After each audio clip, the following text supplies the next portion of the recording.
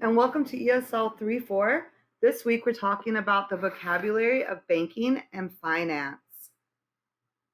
We have 12 vocabulary words this week: deposit, withdrawal, savings, checking account, spend, purchase, worth, invest, asset, afford, budget, and debt.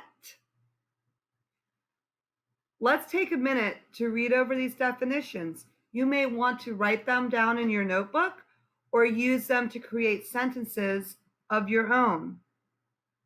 Your teacher will work with you on these definitions and this vocabulary in class. They will also do a quick check for understanding. Let's get to our extended vocabulary for banking and finance. We're going to listen to a skit. You can read along on your slides. You can practice reading the skit out loud with partners, and then you can answer the questions after the skit.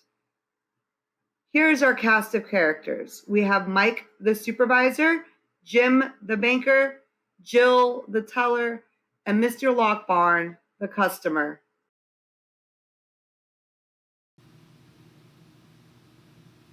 Hello, how can I help you today? Good morning. I would like to open a checking account. Fantastic. You will need to go to the kiosk to sign in to speak to a banker. Okay. Geesh, I wonder how long this is going to take. Mr. Lockbarn? Mr. Lockbarn? That's me. I am Mr. Lockbarn. Welcome. My name is Jim. I see that you would like to open an account. Yes, that would be great.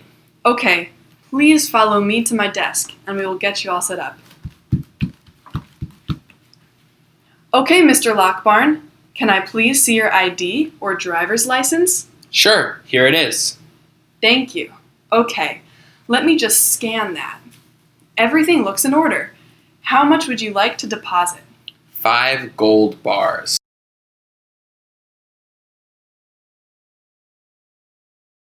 Wow. Okay. I'm gonna need to call my supervisor. No problem.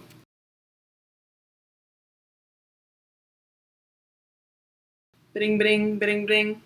Mike, can you please come to my office ASAP? I need your help with some assets. Holy moly! That is a big pile of gold. We will need the scales to figure out what it's worth. That sounds great. Let's handle this business.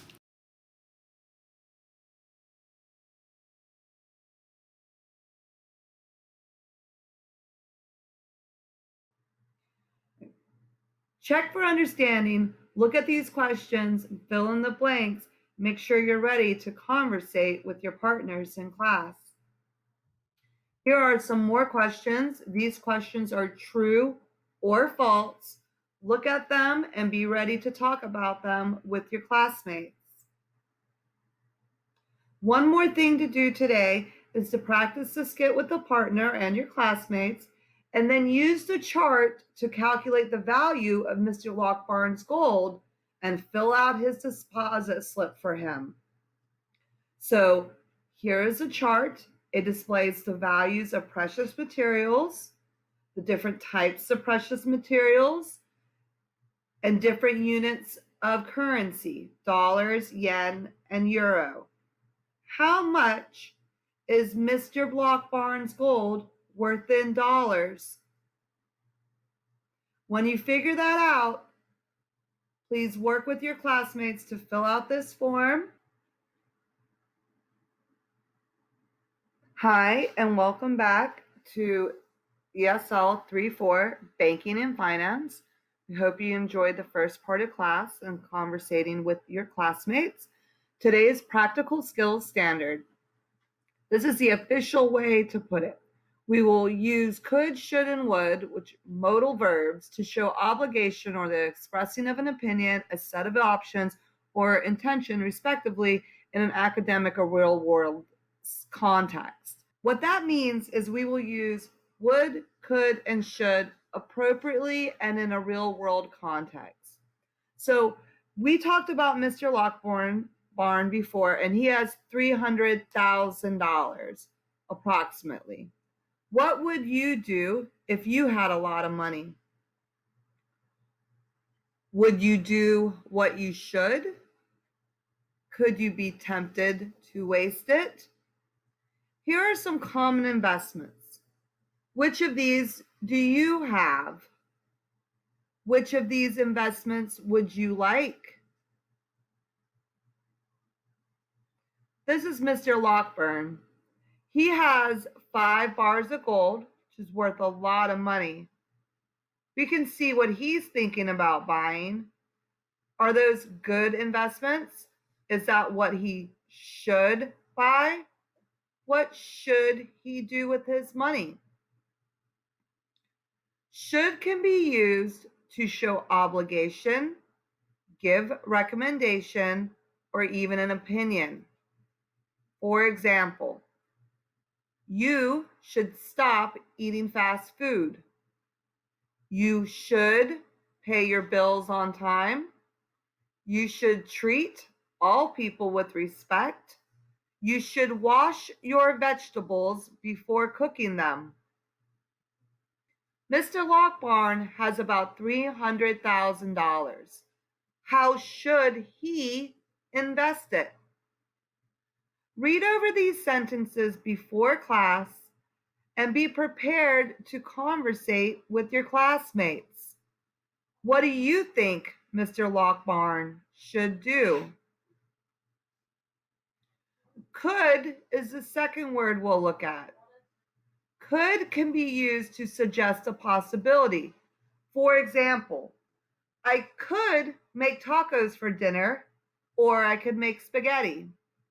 We could go to the beach, or we could go to the water park. There's more than one choice. There's more than one possibility. Mr. Lockbarn has about $300,000. How could he invest it? He could spend $50,000 on, or he could spend it on. What do you think? Look at these sentences and fill them out to be prepared to conversate with your classmates. Could Mr. Lockbarn purchase a house, a car, and $20,000 of stock in Coca-Cola? Well, it would depend, wouldn't it? It would depend on a lot of things. Talk about that with your classmates. Would is the last word that we're going to look at today. In this context, we're going to talk about it when we use it to indicate the result of an imagined situation. For example, he would buy a new car if he could. Or, I would never have a horse as a house pet. Or, if it were me, I would invest in technology stocks. What would you spend the money on if it was yours? Look at these sentences and fill them in before class so you'll be ready to conversate with your classmates.